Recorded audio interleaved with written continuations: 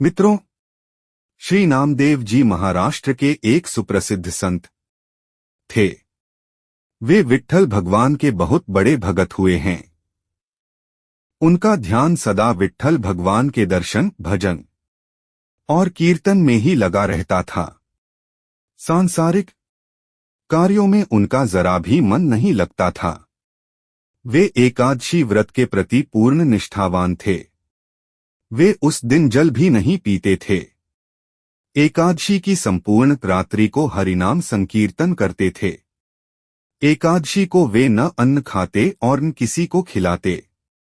एक दिन एकादशी की रात्रि को वे हरिनाम संकीर्तन कर रहे थे। उनके साथ अनेकानेक भक्त भी संकीर्तन कर रहे थे। अचानक एक क्षीणकाय, हड्डियों का ढांचा मात्र एक वृद्ध ब्राह्मण उनके द्वार पर आया और बोला, मैं अत्यंत भूखा हूं, मुझे भोजन कराओ, अन्यथा मैं भूख के मारे मर जाऊंगा।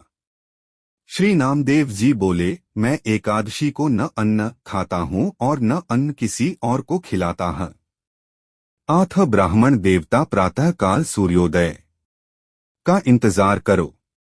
व्रत का पारण कर आपको भरपेट भोजन कराऊंगा। ब्राह्मण बोला, मुझे तो अभी ही भोजन चाहिए। मैं 120 वर्ष का बूढ़ा हूं। एकादशी व्रत 8 वर्ष से लेकर 80 वर्ष तक के लोगों के लिए है। मैं भूख से मर जाऊंगा और तुमको ब्रह्मा हत्या का पाप लगेगा। श्री नामदेव जी ने कहा, ब्राह्मण देवता चाहे कुछ भी हो जाए, मैं आपको भोजन नहीं करा सकता। कृपया आप सुबह तक प्रतीक्षा करें। श्री नामदेव जी के ऐसे व्यवहार के प्रति अन्य ग्रामवासियों ने नामदेव जी को निष्ठुर कहा और ब्राह्मण को भोजन देना चाहा, परंतु ब्राह्मण ने भोजन लेने से इनकार कर दिया और कहा, यदि मैं भोजन ग्रहण करूंगा तो सिर्फ और सिर्फ नामदेव से ही करूंगा। श्री नामदेव जी ने जब ब्राह्मण को भोजन दिया तो कुछ ही समय में उसके प्राण पखेरु उड़ गए। वहां उपस्थित सभी लोग श्री नामदेव जी के प्रति अपशब्द कहने लगे और उन्हें हत्यारा कहकर संबोधित करने लगे।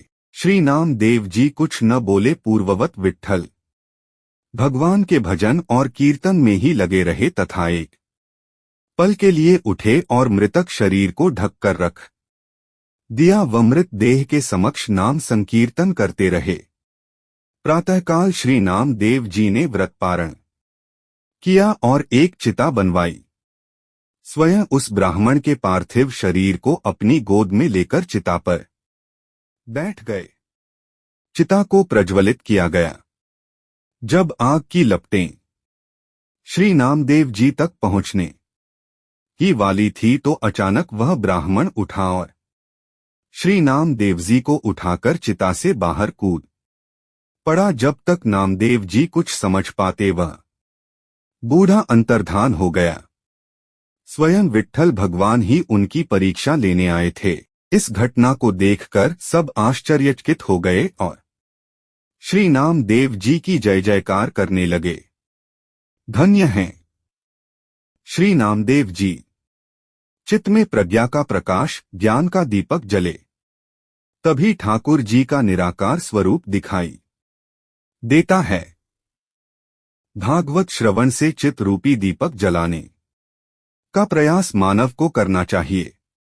मानव को अज्ञानता से लड़ा चाहिए, मगर आलोचना और अज्ञानता पर चर्चा करके अपना समय बर्बाद नहीं करना चाहिए।